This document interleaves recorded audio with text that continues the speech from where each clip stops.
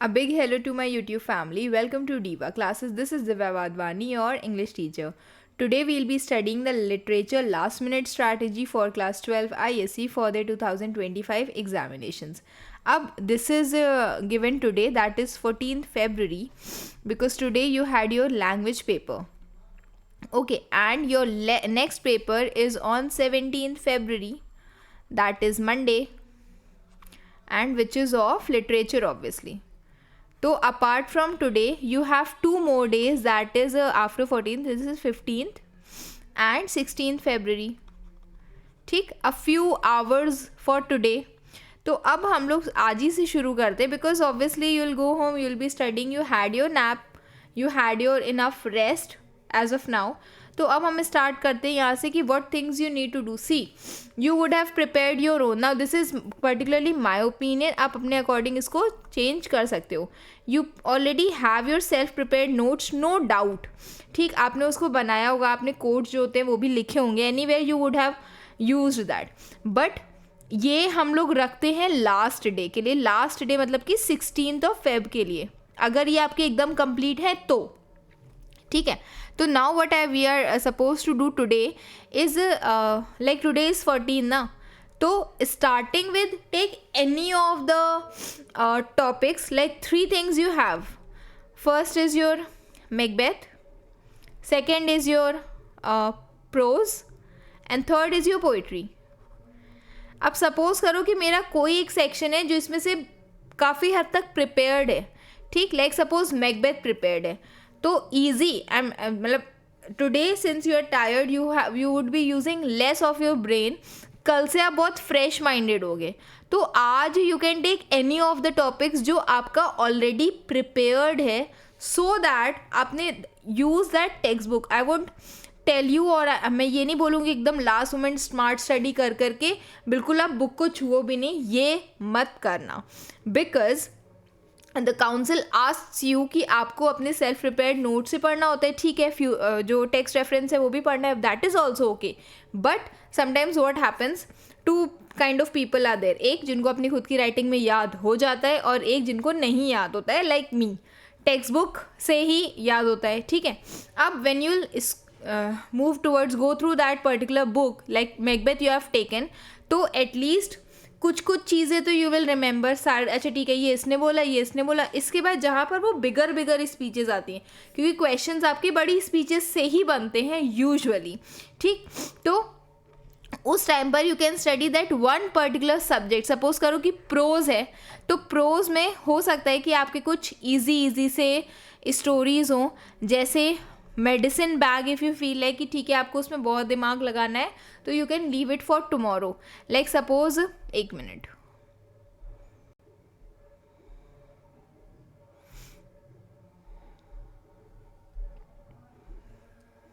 Like suppose your the story the cookie ladies है. ठीक है, you have already prepared it, you feel like कि ठीक है आप इसको ऐसे भी कर लोगे. Just go through it. The cookie lady हो गया, there will come some soft rains हो गया. अब ये आपकी पीसफुल रीडिंग के लिए तो टाइम नहीं है, but still if you will go through it, सिर्फ आप उसके पेजेस पलटोगे, then also it will work. ठीक है, this was your first part that you are suppose to do today. Take any of the books, don't take all 3 books, take any of the books. Suppose करो कि your pros है, आप इसमें कोई एक story है, या मेडिसिन बैग जैसे है, this was your I guess the favourite one, तो ये हो सकता है कि you would be leaving for the next day. ठीक है, पोइट्री में हो सकता है कि कोई ईजी से पोइट्री हो, जैसे दैट स्मॉल टाउन्स वाली है, that is easy. Telephone conversation, अगर आप उसको पढ़ोगे तो दैट इज़ ऑल्सो ईजी. तो इन स्टोरीज़ को आप आज के आज ही निपटा दो, दैट यू फील लाइक कि उसमें आपको बहुत ज़्यादा दिमाग लगाने की ज़रूरत नहीं है. Then next day in the morning, अब we have come to 15th March. ठीक है, तो what we will do is कि in the morning when you are tomorrow, that will be your 15th Feb, take any of the part of the book, whichever book. अब suppose करो you are taking Macbeth tomorrow, complete your entire Macbeth. ज़रूरी नहीं है कि आप line by line ही उसको read करो, पर हाँ वो sections you can go through जहाँ पर यू फील लाइक कि अच्छा ये बड़ी स्पीच है, this is your text part, this you will study, and the reference of that, sorry the paraphrase of that particular text also you will study it and you will prepare it tomorrow. ठीक है, अब इसके बाद what things you need to prepare if I'll not be able to, like suppose करो कि अभी बहुत सारी चीज़ें हैं, specimen is there, this you need to finish it off by 15th Feb only, that is tomorrow. Questions कैसे आए हैं, क्वेश्चंस पूछे कैसे गए हैं, उनके आंसर्स में क्या होगा, all these things. Previous year papers देखने की ज़रूरत नहीं है because you are people are so blessed कि मैकबेथ आपसे शुरू हो रही है this year. Otherwise it was taken 10 year back, I guess till 2012 only, because 2012 में I had passed out my own paper with Macbeth only. ठीक है, तो 2011 में I mean, तो 12 तक I guess कि it was there. तो now first thing that you will prepare it is the part of your specimen along with the solution of MCQs, give reasoning questions, reasons of fill-ups वाले questions, and the part of the longer and shorter answers जिनका पूरा का पूरा has been done. You can check in the playlist of 2025 examination as well as literature 2025 paper. ठीक है, this you have to do. अब second most important thing is your CFQs, जिसका again you have your MCQs in that plus those fill up kind of questions you have plus the short answers and your long answers are there. ठीक है, तो जैसे जैसे suppose करो कि आपने Macbeth वाला हिस्सा कर लिया, अब मैकबेथ के हिस्से का ये भी you should complete it by tomorrow only. If you feel like कि ठीक है हम जो क्वेश्चंस वाला हिस्सा है हम उसको लास्ट डे के लिए रखते हैं, लाइक सपोज कि फॉर 16th February, तो you can do that also.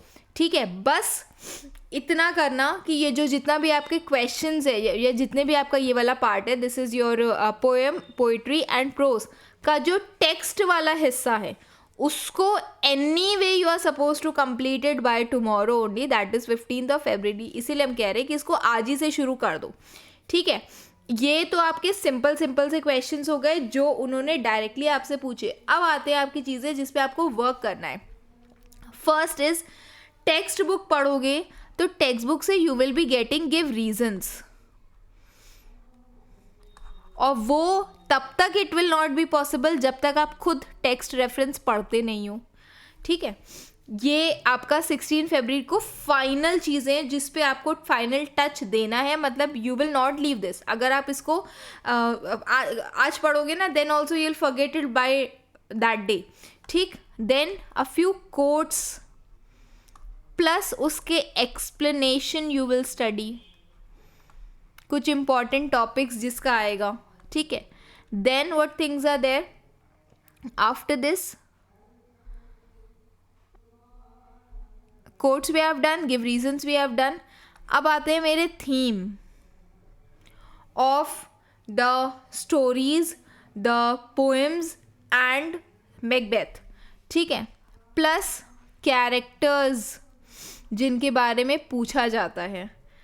ठीक है, थीम्स हो गया, कैरेक्टर्स हो गया, setting and mood is up to them, but ये जो चीज़ें होती हैं वो इम्पॉर्टेंट होती हैं. इसके बाद the quotes and the explanation of the quotes. फिर आता है लिटरेचर में that part in the pros section में, द पार्ट ऑफ इंसिडेंट्स.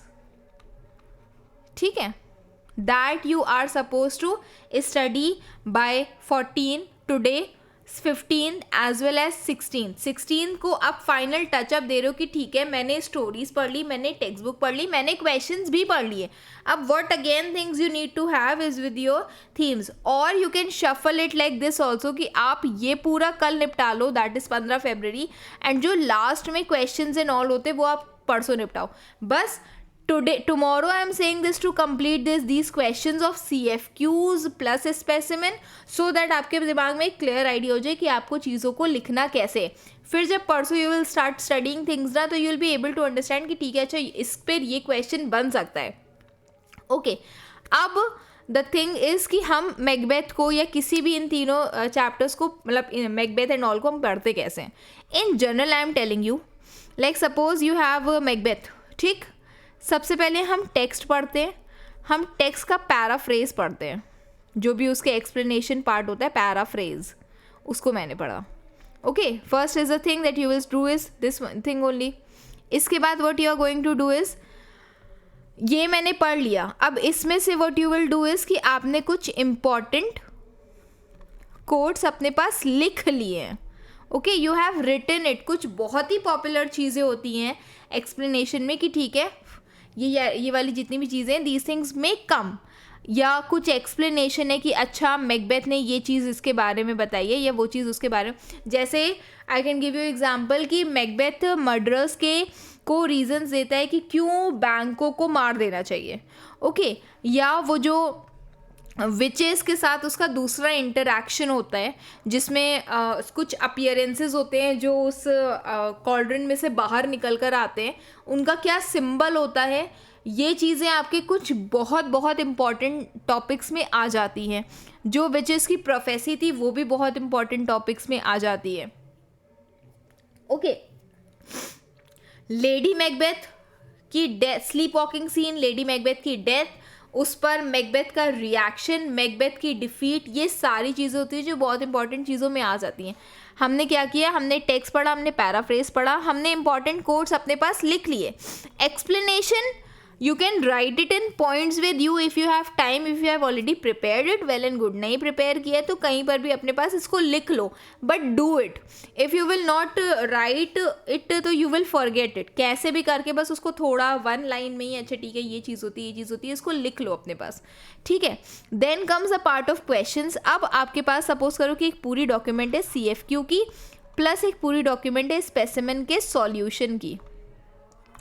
ठीक है, तो आई वोंट सजेस्ट यू कि आप पूरा वो 80 मार्क्स का CFQ को प्रिंट आउट करवाओ, पर जो आपके एक्सपेक्टेड आंसर्स दिए हुए, मतलब जो आपकी आंसर की दी हुई है ना, हेयर तो somewhere it is specimen solution में क्या किया गया है कि कहीं कहीं पर उन्होंने आउटलाइंस दिए, कहीं कहीं पे नहीं दिए, बिकॉज आई रिमेंबर कि मैंने उसको खुद से सॉल्व किया था. ठीक, तो एक्सपेक्टेड आंसर्स ऑफ CFQ का क्वेश्चन आंसर्स का जो आंसर्स वाला हिस्सा है, MCQs नहीं, फिलअप्स नहीं, शॉर्ट एंड लॉन्ग आंसर्स, उसको प्रिंट करवा लो एंड प्रिंट आउट करवा करके उनके क्वेश्चंस को अपने पास, आंसर्स मेरे पास है, हम उसी में ही हम questions, I will write it down. ठीक है, और उसको ही प्रिपेयर कर लो. Characters, theme I will provide you. Important questions if I will find it apart from this CFQ, क्योंकि ये बहुत है, ये आपके लिए इनफ है. Important quotes I will provide you. तो ये हो गया मेरा मैकबेथ का हिस्सा. अब we will move towards a part of prose. Now prose में what things are there is कि सबसे पहले तो स्टोरी पढ़ना. If you have already read those stories, ठीक है, नहीं पढ़ी है तो प्लीज़ पढ़ो उसे.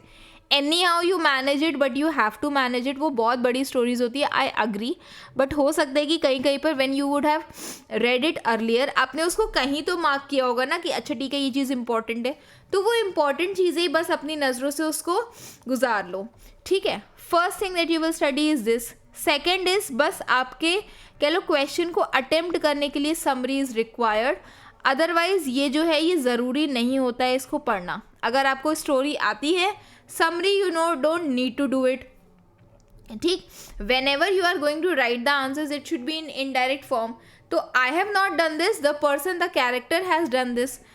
स्टोरीज हो गई, उसकी समरी हो गई. अब इसके बाद आती है उसमें कुछ भी इंपॉर्टेंट से इंसिडेंट्स दैट आर रिक्वायर्ड, जो यूजुअली पूछे जाते हैं. इंसिडेंट्स प्लस उनके कैरेक्टर्स. ठीक है, फिर questions again CFQ is enough for you. Important questions if I will find it apart from it, तो then I will make you do that. ठीक, क्वेश्चंस हो गए. कोड्स यू विल रिमेंबर कि कुछ बहुत खास खास चीज़ें तो यूल रिमेंबर, नहीं तो अदरवाइज़ अगर आपने 4-5 बार भी वो स्टोरीज़ पढ़ी है ना तो अपने आप ही आपके दिमाग में कुछ कोट्स बैठ जाते हैं दैट यू कैन डू. अब आता है हमारा सबसे सुंदर सा हिस्सा, that is the part of poetry. अब पोइट्री में I have given you a few documents of all these, मतलब ऑब्वियसली पाँचों इस पोएम के पाँचों documents I have given you all on the Telegram. ठीक है, स्टडी दोस पोएम, रीड करो उस पोएम को, प्लस उसका जो एक्सप्लेनेशन है उसको रीड करो. ठीक, ये पहली चीज़ है that you will prepare it. Prepare मतलब learn it, prepare it, whatever you want to do is first thing. Second is the part of explanation हो गया, poem हो गया. इसके बाद next is your summary वाला हिस्सा, जो हम जब भी when I start the poem हम आपको एक intro portion देते हैं, उसके बाद एक summary वाला हिस्सा होता है. अगर नहीं भी होते तो intro is definitely there.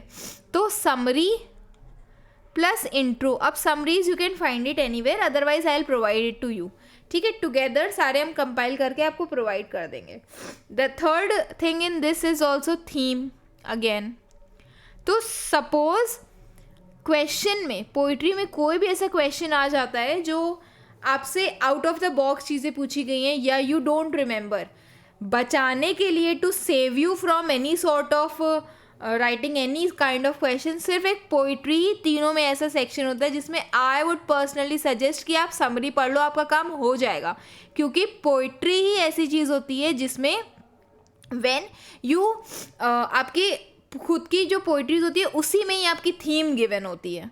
ठीक है, poetry itself contains the theme, you just need to remember it. अब आता है इसका पार्ट कि wherever I have explained you the documents. Suppose मैंने आपको कोई भी, अभी you will get you can find it in the playlist of literature 2025 examination वाला जो आपके सिलेबस का है. उन डॉक्यूमेंट्स में हर जगह पर मैंने कुछ छोटे छोटे से वर्ड्स लिखे होते हैं. सपोज करो कि कोई टर्म है, मैंने उसका मीनिंग लिखा हुआ है, कोई टर्म है, मैंने उसका सिंबल लिखा है. पोएम, मैकबेथ, प्रोज, मैं तीनों की बात कर रही हूँ. ठीक है, उन डॉक्यूमेंट्स को go to Telegram, find Diva classes, find files in that, उस पर्टिकुलर टॉपिक को सर्च करो. लाइक टिथनेस इज देयर, तो उनको सर्च करो और whatever terms are there ना, either you get the print out of that particular page और यू कैन राइट इट, अगर आपके पास, इफ़ यू फील लाइक कि आपके पास इनफ टाइम है उसके लिए, which you actually don't have. उन टर्म्स को अपने पास लर्न कर लो, लिख लो उन कीवर्ड्स को. Why? Because from past from the time I have started this channel on YouTube, I have seen कि वो छोटे छोटे से टॉपिक्स भी उठ करके आ जाते हैं एज क्वेश्चंस. आपसे जनरली पूछ लिया जाएगा कि इस पर्टिकुलर फ्रेज का मतलब क्या होता है, एंड एक्चुअल में वो चीज़ें एक्सप्लेन्ड होती हैं. ठीक है, वो आपके नज़रों के सामने होता है but you just skip it. तो don't leave it. This is all for today. Don't leave CFQs plus specimen paper, क्योंकि क्वेश्चन समटाइम्स उनसे एज इट इज़ उठ कर आ जाते हैं.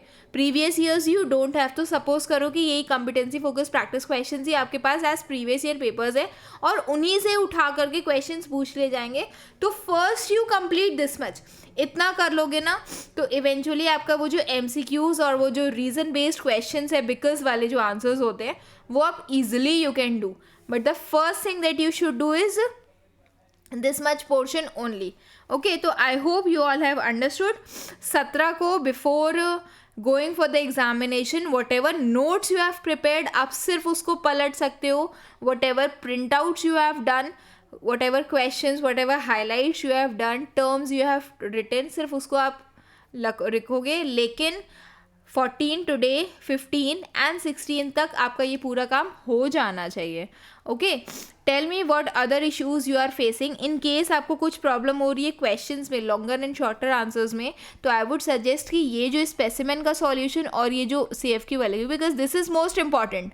ये आपका स्पेसिमेन से भी ज़्यादा ज़रूरी है क्योंकि ये काउंसिल ने खुद के आंसर्स दिए, उन्होंने बताया कि आपको आंसर्स लिखने कैसे. ठीक है, do this, read this, tell me what you need more. I'll be explaining this to you. Till then, keep preparing. Best wishes. Thank you.